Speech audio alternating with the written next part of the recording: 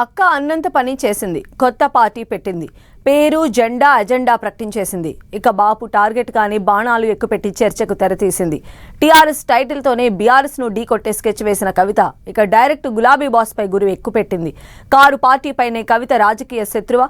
కేసీఆర్ ను టార్గెట్ చేయడం వెనుక కవిత వ్యూహమేంటి? టీఆర్ఎస్ కు బీఆర్ఎస్ కౌంటర్ ప్లాన్ రెడీ చేస్తోందా?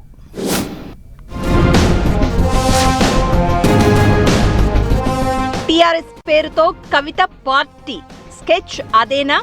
టీఆర్ఎస్ తోనే బీఆర్ఎస్ ను ఢీకొట్టేలా వ్యూహం. కేసీఆర్ నే టార్గెట్ చేయడం వెనుక స్కెచ్ ఏంటి? బీఆర్ఎస్ వర్సెస్ టీఆర్ఎస్ గా ఫైట్ మారనుందా? బీఆర్ఎస్ స్లోగన్ తో పవర్ పాలిటిక్స్ కు కవిత ప్లాన్. 10 నెలల సస్పెన్స్ కు తెరపడింది. ఎట్టకేలకు జాగృతి అధ్యక్షురాలు కవిత పార్టీ ప్రకటించేసింది. అందరి అంచనాలను తలకిందులు చేసి ముందుగా తాను ఇచ్చిన లీక్ ప్రకారమే పార్టీ పేరును అనౌన్స్ చేశారు.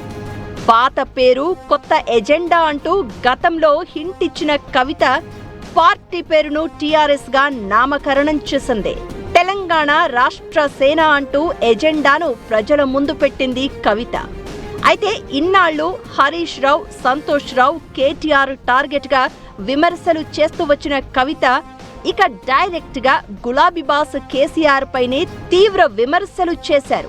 కేసీఆర్ మనిషి కాదు మరమనిషి అన్న కవిత ఆయన రాజకీయ పరిణతి కోల్పోయారంటూ కామెంట్స్ చేయడం తీవ్ర చర్చకు దారితీస్తున్నాయి.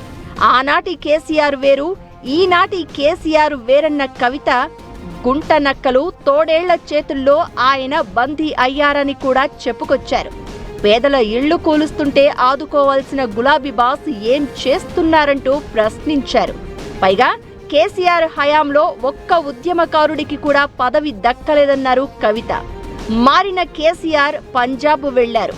మన కేసీఆర్ అయి ఉంటే తెలంగాణ ప్రజల కష్టాలు చూసి బయటకు వచ్చేవారు అన్నారు.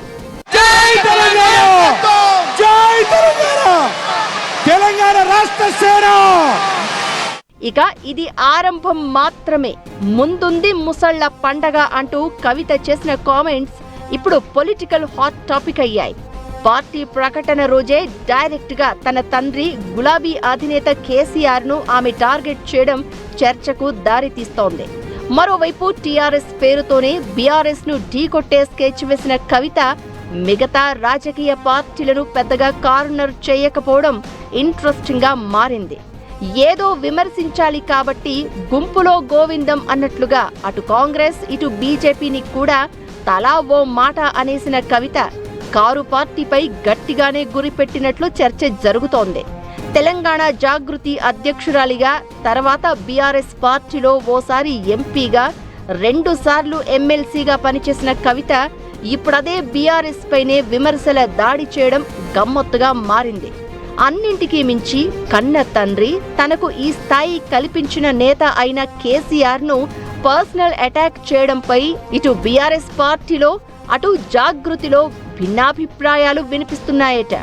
అయితే ఇన్నాళ్లు కవిత విషయంలో సీరియస్ కామెంట్స్ చేసేందుకు ఇష్టపడని బీఆర్ఎస్ ముఖ్య నేతలు కూడా ఇక నుంచి స్ట్రాంగ్ రిప్లైకి రెడీ అవుతున్నారట. మాటకు మాట, విమర్శకు ప్రతి విమర్శతో సమాధానం చెప్తేనే కవిత వ్యాఖ్యలతో జరిగే డ్యామేజ్ను కంట్రోల్ చేసుకోవచ్చని ప్లాన్ చేస్తున్నారట. పార్టీ ఆవిర్భావ సభలో కవిత చేసిన కామెంట్స్ పై ఇప్పటికే బీఆర్ఎస్ లీడర్లు స్ట్రాంగ్ రిప్లై ఇస్తున్నారు. ఆమె పార్టీ పేరును ఉద్దేశించి ఒరిజినలే, డూప్లికేటే అంటూ బీఆర్ఎస్ ఎక్స్ లో కౌంటర్ ఇచ్చి పడేసింది. దీంతో ఇటు కారు పార్టీ కూడా కవితను గట్టిగానే కార్నర్ చేయాలని డిసైడ్ అయినట్లు కనిపిస్తోంది.